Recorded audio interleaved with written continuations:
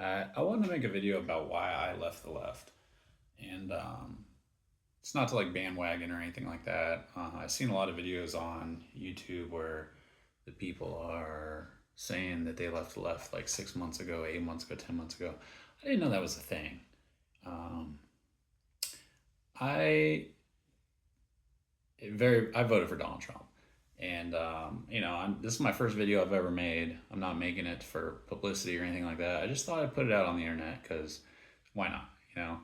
Um, but to tell you my story about how I came from where I was to where I am now is I'll just start at the beginning.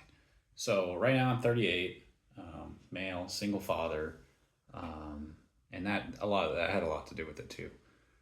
But I was raised by a single mother who is liberal now. I don't know what her political leanings were before then, when I was growing up.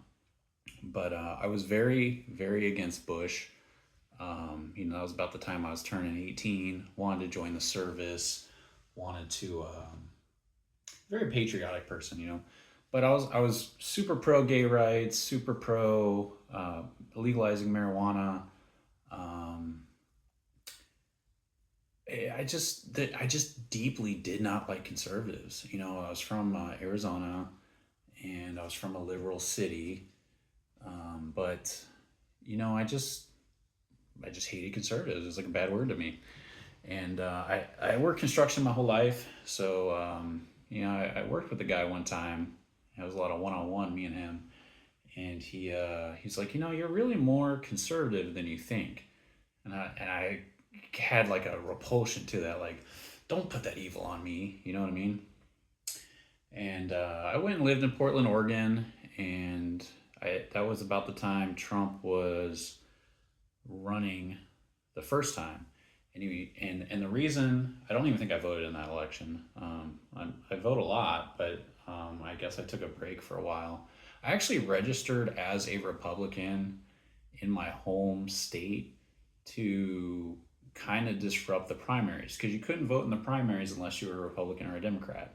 And I was so much of a Democrat that I registered as a Republican to vote in their primaries to pick Democratic um, candidates, basically. And I mean, I very much did not like Republicans. I went to Occupy Wall Street. Um, so I was in Portland, Oregon, and I was very much a Bernie Sanders guy. And I didn't vote for Hillary because they screwed Bernie Sanders. And I knew that Trump was going to win, and I knew that a lot of people I didn't vote for Trump at that time, but I knew a lot of Bernie Sanders were going to vote for him. And had I forced myself to vote, I would have voted for Trump, no doubt about it. Um, Now, when Trump ran again against Biden, I don't think I voted in that election, but if I was going to vote, I probably would have voted for Biden. But immediately after Biden won, he had promised not to mandate vaccines, and which if you're liberal and you believe in my body, my choice, you don't believe in like mandating vaccines. And that was one of the first things he did. And so he immediately lost my respect and my vote right off the bat. Um, but just throughout the whole course of that 4 years, um, the media was just very anti-man.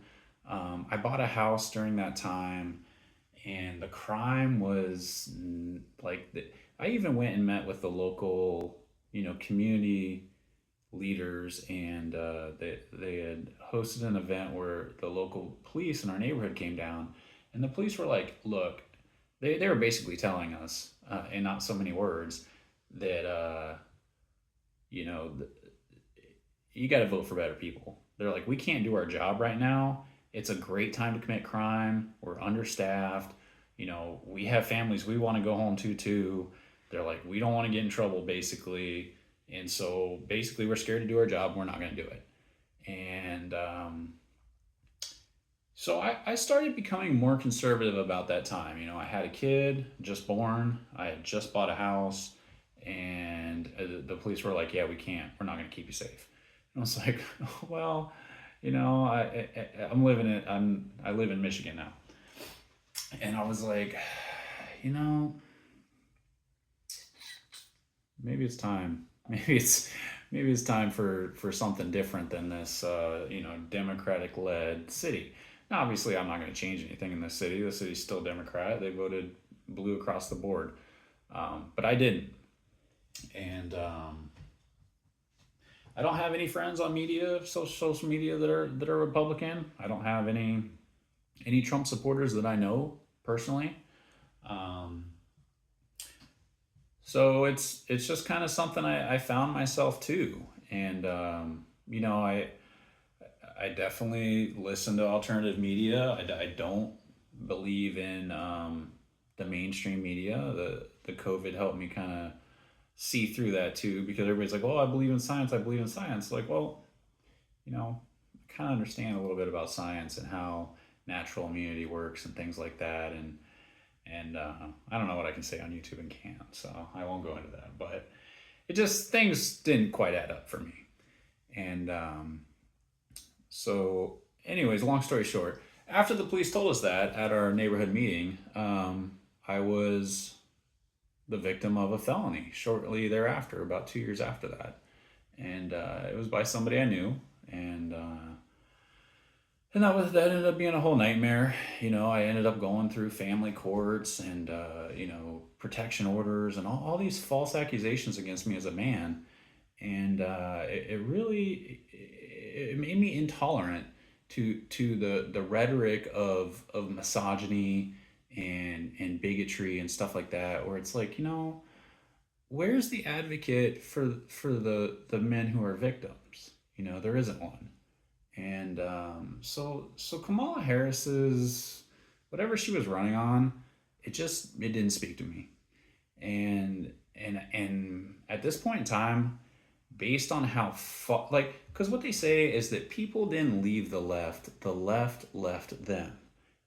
So basically, if you didn't go extreme hardcore left, you became on the right, and that's how I found myself there. That's how I find myself on the right, and personally, I don't know how the Democrats or the left are ever going to win me back, because they just went too hard, and I've experienced too much, and it you know being falsely accused of misogynistic crimes basically um, kind of motivated me to just be intolerant of it.